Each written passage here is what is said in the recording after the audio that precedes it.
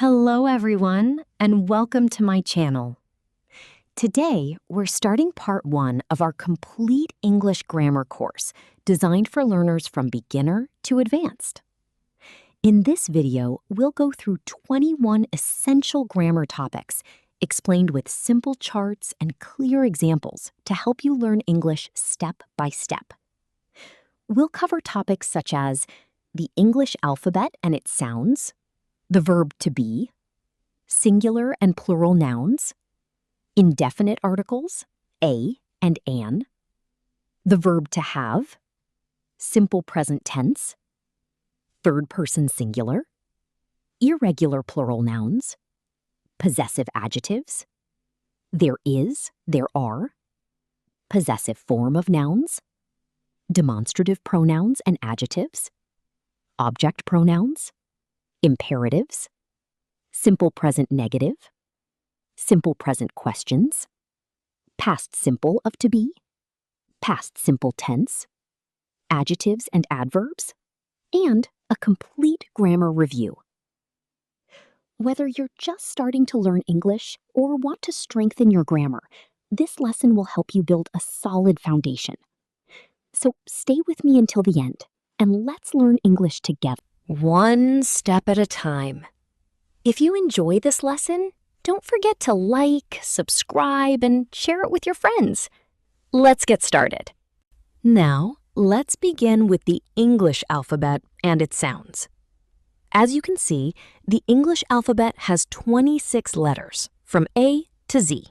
However, it's important to remember that letters and sounds are not always the same. One letter can have different pronunciations in different words. On this chart, each letter is paired with its uppercase and lowercase form, its most common sound, and an example word with a picture to help you remember it more easily. For example, A is shown in apple. B is for ball. C is for cat. D is for dog. As you continue, you'll notice that some letters can have more than one sound. For example, the letter A sounds different in apple and cake. The letter C sounds k in cat, but s in city. This is why learning letter sounds is just as important as learning the letters themselves. I want you to read each letter aloud, pronounce the sound, and then say the example word. Repeat them several times until they become natural. Don't worry if it feels difficult at first. With regular practice, your pronunciation, reading, and speaking will improve much faster. Now, let's read the alphabet together, from A to Z. Now, let's learn the verb to be in the simple present tense. The verb to be is one of the most important verbs in English. We use it to talk about people, places, feelings, jobs, age, and many other things. As you can see in this chart, there are 3 forms of the verb to be: am, is, and are. We use am only with I. For example, I am a student.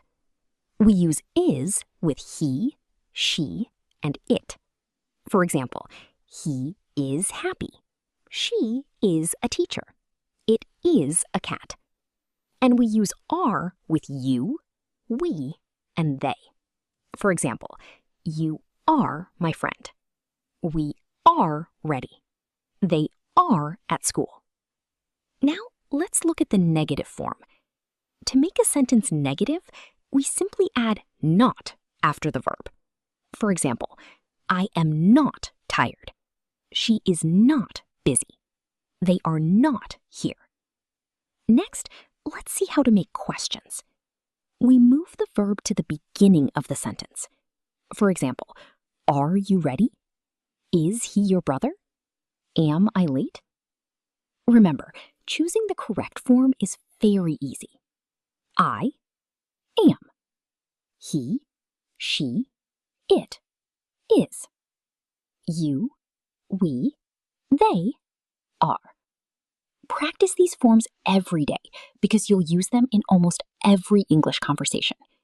Now, let's move on to the next grammar topic. Now, look at this picture. We are learning the negative and question forms of the verb to be. For negative sentences, we use am not, is not, are not. For example, I am not tired. He is not at home. They are not students. We can also use short forms. Is not, isn't. Are not, aren't. Now, for questions, we change the order. We put am, is, or are before the subject. For example, are you ready? Is he your brother? Are they from Canada? So remember, negative, subject plus be plus not. Question, be plus subject. Practice these sentences every day because we use the verb to be a lot in English. Now let's learn how to make plural nouns in English. A singular noun means one, and a plural noun means more than one. The first rule is very simple. Most nouns become plural by adding S. For example, book, books. Dog, dogs. Flower, flowers. The second rule is for nouns ending in S, SS, SH, CH, X, or Z. We add ES. For example, bus, buses. Box, boxes. Watch, watches. Next, if a noun ends in a consonant plus Y, change Y to I and add ES. For example, baby, babies. City, cities. But if the Y comes after a vowel, just add S. For example, boy, boys. Toy, toys. Finally, remember that some nouns are irregular. For example, man, men. Woman, women. Child, children. Keep practicing these rules and making plural nouns will become easy. Now let's learn how to use the articles a and an. We use a and an before singular countable nouns. The rule is very simple. We use a before words that begin with a consonant sound. For example, a book, a car, a dog, a teacher. We use an before words that begin with a vowel sound. For example, an apple, an orange, an elephant, an umbrella. Remember, we choose a or an based on the sound, not just the first letter. For example, a university, because it starts with the U sound. An hour, because the H is silent, so it starts with the vowel sound, ow. Let's look at some sentences. I have a pen. She is a teacher. He ate an apple. It's an interesting book. So remember this simple rule. Use a before a consonant sound and use an before a vowel sound. Now, let's learn the verb to have. We use have and has to talk about things we own. Use have with I, you, we, they. For example, I have a pen. They have a house. Use has with he, she, it. For example, he has a car. She has a bag. For negative sentences, use don't have and doesn't have. Example, I don't have a book. She doesn't have a phone. For questions, use do or does. Do you have a pencil?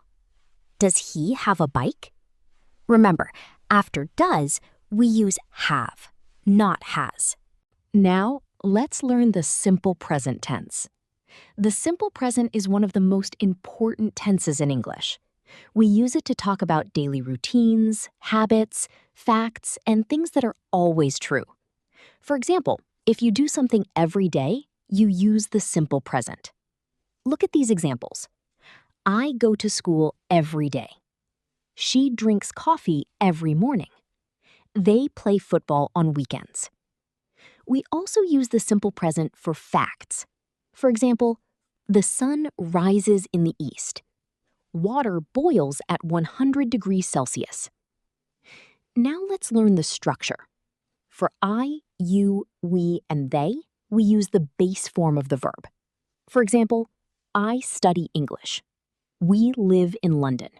They play football. But for he, she, and it, we usually add S or ES to the verb.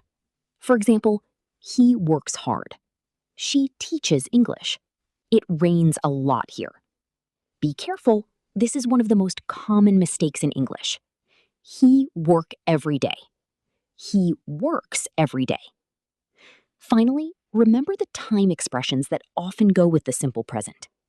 Always, usually, often, sometimes, every day, every week, and never. For example, she always gets up early. I usually study at night. They never eat fast food.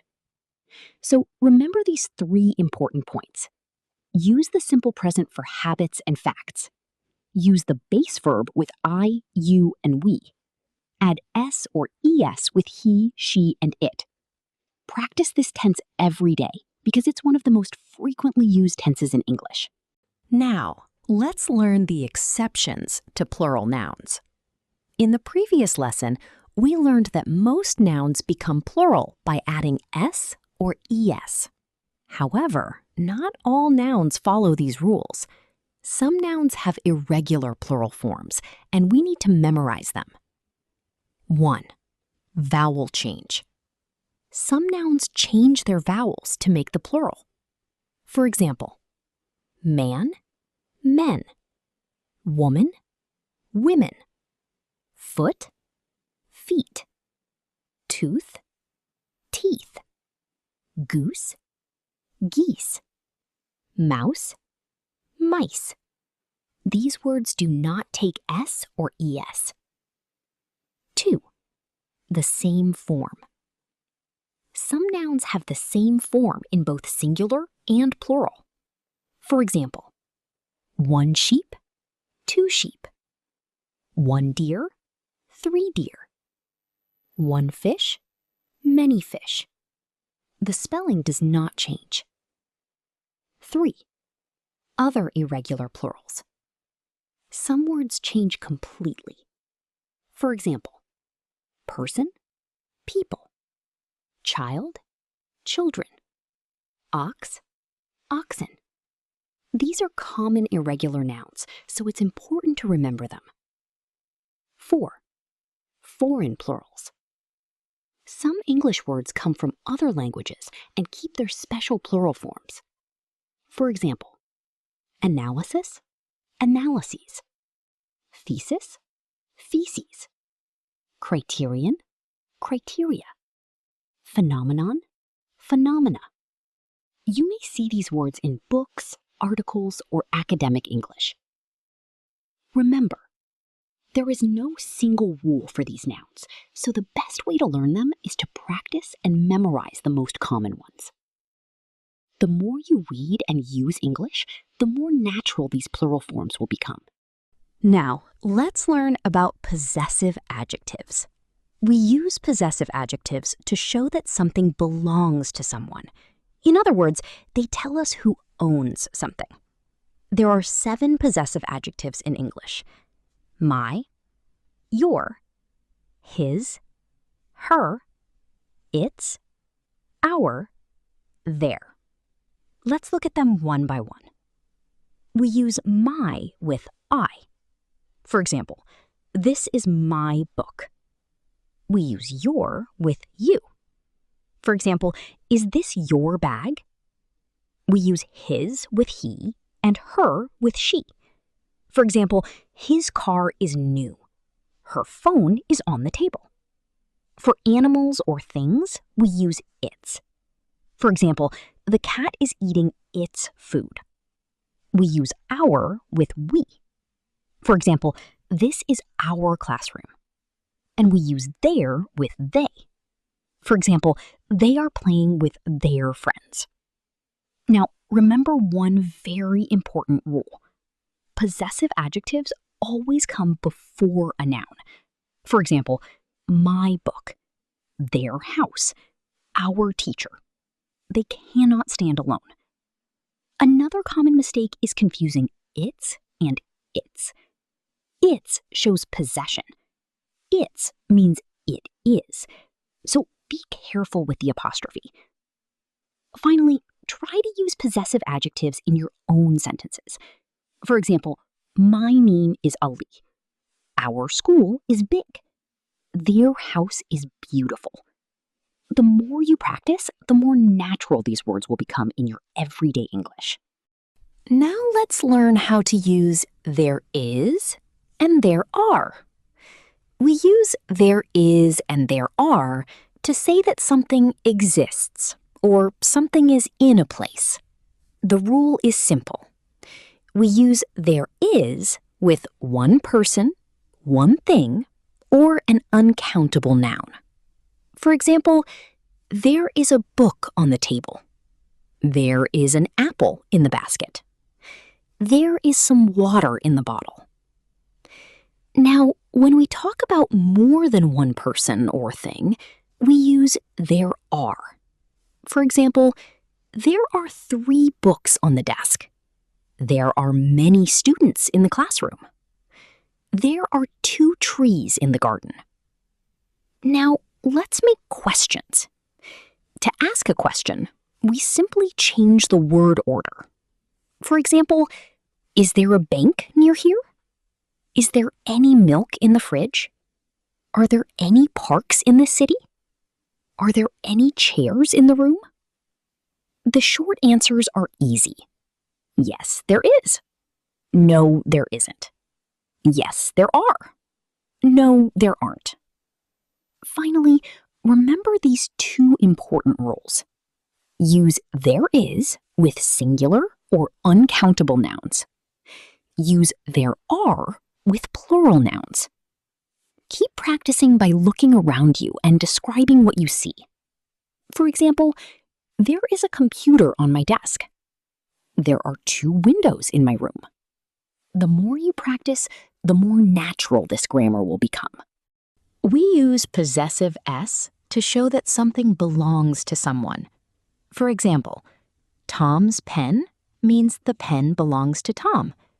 The teacher's book means the book belongs to the teacher. For singular nouns, we add S. Examples: the boy's book, Mary's bag, the dog's toy. For plural nouns ending in S, we only add an apostrophe. Examples: the boy's game, the girl's room, my parents' car. But for irregular plural nouns that do not end in S, we add S. Examples: the children's toys, men's clothes, women's bags. So remember, singular noun plus S. Plural noun ending in S plus apostrophe. Irregular plural noun plus S. Possessive S is very common in English, so practice it with people, animals, family members, and things around you. Now let's learn demonstrative pronouns and demonstrative adjectives. We use this, that, these, and those to point to people or things. First, let's learn the difference. This and these are used for things that are near us. That and those are used for things that are far from us. For example, this is my book, one thing near me. That is my house, one thing far away. These are my keys, more than one thing near me. Those are my friends, more than one thing far away. Now, what's the difference between a demonstrative adjective and a demonstrative pronoun? A demonstrative adjective comes before a noun. For example, this book is interesting. Those shoes are new. A demonstrative pronoun replaces the noun, so it stands alone. For example, this is my book. Those are my shoes. So remember these two simple rules. This, that, singular nouns. These, those, plural nouns. And always remember, this and these are for things near you. That and those are for things far from you. Now let's learn about object pronouns. Object pronouns receive the action in a sentence. They tell us who or what the action happens to. The object pronouns are me, you, him, her, it, us, and them. Instead of repeating a noun, we can use an object pronoun. For example, I like Sarah. I like her. He knows Tom. He knows him. We saw the movie.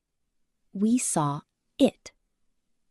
Object pronouns usually come after the verb. For example, she called me. They invited us. Can you help him? I saw them yesterday. We also use object pronouns after prepositions. For example, this gift is for her. Come with us. The teacher is talking to them. Now be careful. Do not confuse subject pronouns with object pronouns. For example, he is my friend. Here, he is the subject. I like him. Here, him is the object. Another example, she helps me. This sentence is correct because me is an object pronoun. We do not say, she helps I. That is incorrect because after the verb, we need an object pronoun. So remember, subject pronouns do the action. Now, let's learn the imperative form. We use the imperative to give commands, instructions, advice, and polite requests. The rule is simple. We use the base form of the verb, and we do not use a subject. The subject you is understood. For example, open the door. Sit down. Listen carefully. To make a negative imperative, we add don't before the verb. For example, don't run. Don't be late. Don't touch that. To make a request more polite, we can add please. For example, please open your book. Please help me. So, remember these three rules. Use the base form of the verb, add don't for negative commands, use please to make requests polite. Practice using the imperative every day, and you'll use it naturally in real conversations. Now, let's learn how to make negative sentences in the simple present tense. Making a negative sentence is very easy. We use don't with I, you, we, and they. For example, I don't like coffee. They don't play football. We don't live in London. For he, she, and it, we use doesn't. For example, he doesn't watch TV. She doesn't like spicy food. It doesn't rain every day. Now, here's an important rule. After don't or doesn't, the main verb always stays in its base form. For example, she doesn't play tennis, not she doesn't plays tennis. Remember, doesn't already shows that the subject is third person singular, so the main verb does not need S. You can also use the short forms. Do not equals don't. Does not equals doesn't. These are much more common in everyday English.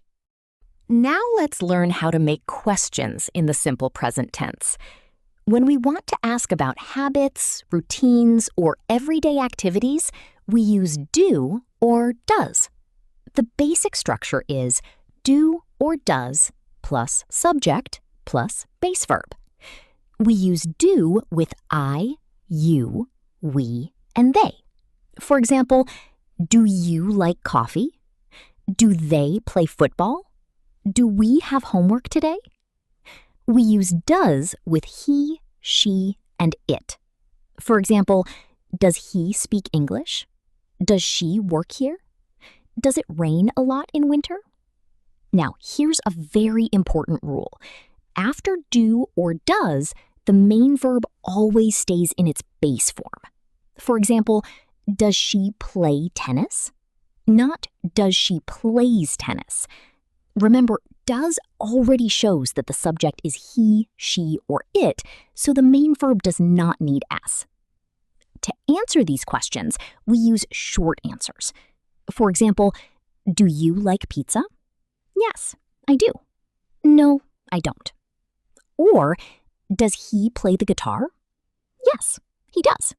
No, he doesn't. So remember these simple rules. Use do with I, you, we, and they. Use does with he, she, and it. Always use the base form of the verb after do or does. Practice asking and answering questions every day, and you'll become more confident in speaking English. Now let's learn the past simple of the verb to be. We use the past simple to talk about people, places, feelings, or situations in the past. In the past tense, the verb to be has only two forms, was and were. We use was with I, he, she, and it.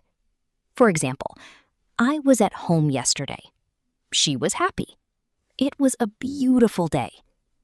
We use were with you, we, and they. For example, you were late. We were at school. They were excited. To make a negative sentence, we add not after was or were. For example, he was not tired. They were not at home. In everyday English, we usually say wasn't and weren't.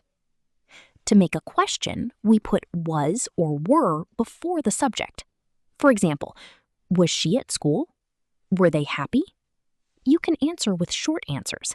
Yes, she was. No, she wasn't. Yes, they were. No, they weren't. So remember these simple rules.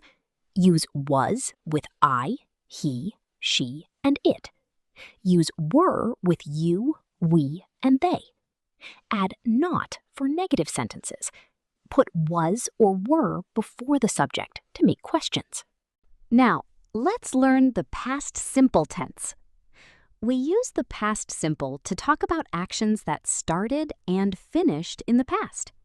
We often use words like yesterday, last week, or last year. In affirmative sentences, we use the past form of the verb. For example, I visited my grandmother yesterday. She watched a movie last night. Some verbs are regular and end in ed, but others are irregular. For example, go, went. Eat, ate. See, saw. To make a negative sentence, we use didn't plus the base form of the verb. For example, I didn't watch TV. To make a question, we use did plus subject plus base verb. For example, did you visit your friend? Remember, after did or didn't, the verb always stays in its base form. Practice talking about your activities yesterday, and you'll quickly become more confident using the past simple tense. Now, let's learn the difference between adjectives and adverbs. Although they look similar, they have different jobs in a sentence. An adjective describes a noun. It gives us more information about a person, place, animal, or thing. For example, she has a beautiful dress. He is a tall boy. It was a sunny day. Now let's look at adverbs. An adverb usually describes a verb. It tells us how, when, where, or how often an action happens. For example, she sings beautifully. He runs quickly. They arrived yesterday. Many adverbs are formed by adding ly to an adjective. For example, quick, quickly, careful, carefully, beautiful, beautifully. Now, remember the difference. An adjective describes a noun. An adverb describes a verb. Compare these two sentences. She is a careful driver. Here, careful describes the noun driver, so it is an adjective. She drives carefully. Here, carefully describes the verb drives, so it is an adverb. So whenever you see a new word, ask yourself, is it describing a noun or a verb? The answer will help you choose the correct form. Congratulations! You've reached the final lesson of this grammar course. In this course, you've learned the most important English grammar topics, from beginner to intermediate level.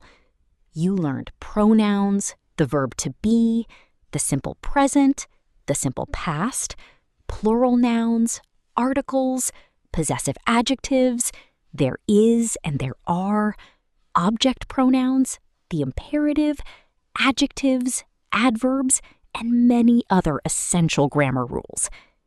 Remember, learning grammar is only the first step. The real improvement comes from using English every day. Read English books, listen to English podcasts, watch English videos, and most importantly, speak English whenever you can. Don't worry about making mistakes. Every mistake